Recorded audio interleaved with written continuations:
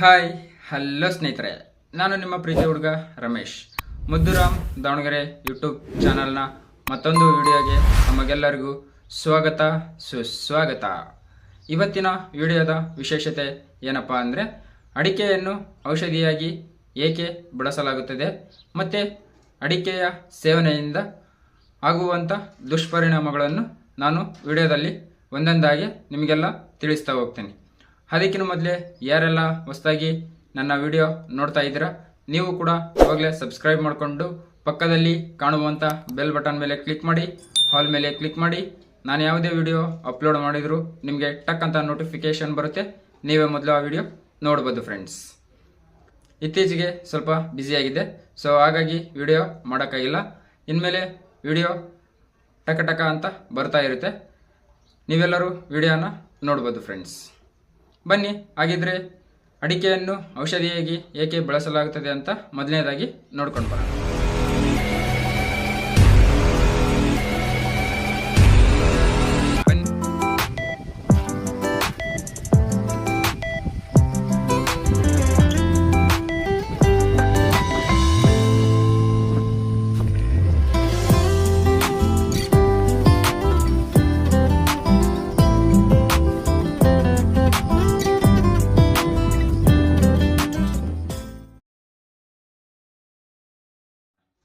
ನಮ್ಮ ಪೂರ್ವಿಕರು ಅಂದರೆ ನಮ್ಮ ಅಜ್ಜ ಆಗಿರ್ಬೋದು ಅಥವಾ ಅಜ್ಜಿ ಆಗಿರ್ಬೋದು, ಅಡಿಕೆಯನ್ನು ಹಲವಾರು ಶತಮಾನಗಳಿಂದಲೂ ಪ್ರತಿನಿತ್ಯ ತಮ್ಮ ಜೀವನದ ಒಂದು ಭಾಗವಾಗಿ ಪರಿಗಣಿಸಿ ಸಾಂಪ್ರದಾಯಿಕವಾಗಿ ಆಹಾರವಾಗಿ ಔಷಧಿಯಾಗಿ ಅಡಿಕೆಯನ್ನು ಸೇವಿಸುತ್ತಾ ಬಂದಿದ್ದಾರೆ.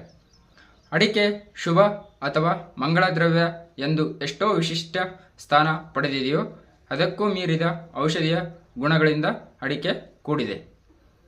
ಮತ್ತು ಅಡಿಕೆಯಲ್ಲಿ ಅನೇಕ ಔಷಧೀಯ ಗುಣಗಳಿರುವುದರಿಂದ ಅಡಿಕೆಯ ಕಷಾಯ ಚೂರ್ಣವನ್ನು ಹಲವು ರೋಗಗಳಲ್ಲಿ ಚಿಕಿತ್ಸೆಗಾಗಿ ಬಳಸಲಾಗುತ್ತದೆ. ಮತ್ತು ವೀಳ್ಯದೆಲೆಯ ಜೊತೆಗೆ ಅಡಿಕೆಯ ಸೇವನೆಯಾದ ತಾಂಬೂಲವನ್ನು ನಿಗದಿತ ವೇಳೆಯಲ್ಲಿ ಪ್ರತಿದಿನ ಸೇವಿಸಬೇಕೆಂದು ಆಯುರ್ವೇದದಲ್ಲೂ ಕೂಡ ಉಲ್ಲೇಖಿಸಲಾಗಿದೆ. ಮತ್ತು ಈ ಅಡಿಕೆಯಲ್ಲಿ ಯಾವ್ಯಾವ ಔಷಧೀಯ ಗುಣಗಳಿವೆ ಅಂತ ನೋಡುವುದಾದರೆ, ಮೊದಲನೇದಾಗಿ ಅಡಿಕೆಯಲ್ಲಿ ಹೆಚ್ಚಿನ ಪ್ರಮಾಣದಲ್ಲಿ ಟ್ಯಾನಿನ್ ಎಂಬ ಅಂಟಿನಂತಹ ಕೆಂಪು ಬಣ್ಣದ ಸಾರ ಹೇರಳವಾಗಿದ್ದು 31.31 ತೇವಾಂಶ, 4.9 ಪ್ರೋಟೀನ್ ಹಾಗೂ 11.2 ನಾರಿನಾಂಶದಿಂದ ಕೂಡಿದೆ.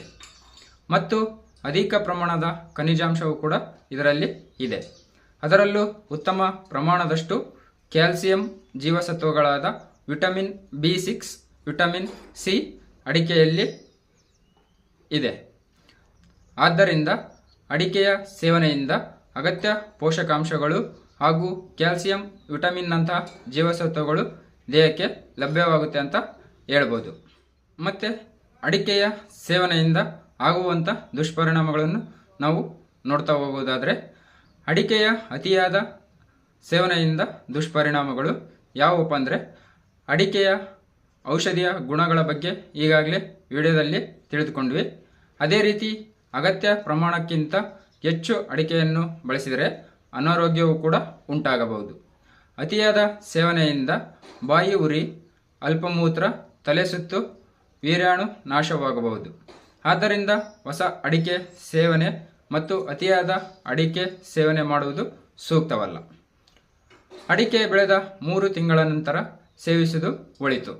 ಇದರಿಂದ ಅಡಿಕೆಯಲ್ಲಿನ ತೀಕ್ಷ್ಣತೆ ಕಡಿಮೆಯಾಗಿ ಸೇವಿಸಲು ಯೋಗ್ಯವಾಗುತ್ತದೆ ಮತ್ತು ಔಷಧಿಯ ಗುಣದಿಂದ ಸಂಪನ್ನವಾಗಿರುತ್ತದೆ ಅಂತಲೇ ಹೇಳ್ಬೋದು. ಮತ್ತು ಈ ಅಡಿಕೆಯನ್ನು ಯಾರ್ಯಾರು ಸೇವಿಸಬಾರ್ದು ಅಂದರೆ, ಚಿಕ್ಕ ಮಕ್ಕಳು, ಗರ್ಭಿಣಿಯರು, ಹಾಲುಣಿಸುವ ತಾಯಂದಿರು, ನೇತ್ರ ರೋಗಿಗಳು ಅಡಿಕೆಯನ್ನು ಸೇವಿಸಬಾರದು. ಇನ್ನು ಹಾಲು, ಕಪಿತ್ತ ಸೇವಿಸಿದ ಕೂಡಲೇ ಅಡಿಕೆಯನ್ನು ಸೇವಿಸಬಾರದು. ಅಡಿಕೆಯ ಜೊತೆಗೆ ಹೊಗೆಸೊಪ್ಪು, ತಂಬಾಕುವನ್ನು ನಿರಂತರವಾಗಿ ಸೇವಿಸುವುದರಿಂದ ಕ್ಯಾನ್ಸರ್ ಅಂತಹ ಮಾರಕ ರೋಗಗಳು ಕೂಡ ಬರಬಹುದು.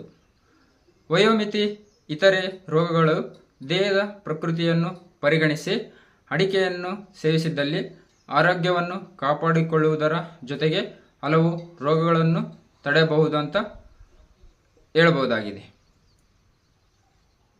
ಇದಿಷ್ಟು ಅಡಿಕೆಯಲ್ಲಿರುವಂಥ ಔಷಧೀಯ ಗುಣಗಳು ಮತ್ತು ಅಡಿಕೆಯನ್ನು ಸೇವಿಸುವುದರಿಂದ ಆಗುವಂಥ ದುಷ್ಪರಿಣಾಮಗಳನ್ನು ನಾನು ವಿಡಿಯೋದಲ್ಲಿ ತಿಳಿಸಿದ್ದೀನಿ.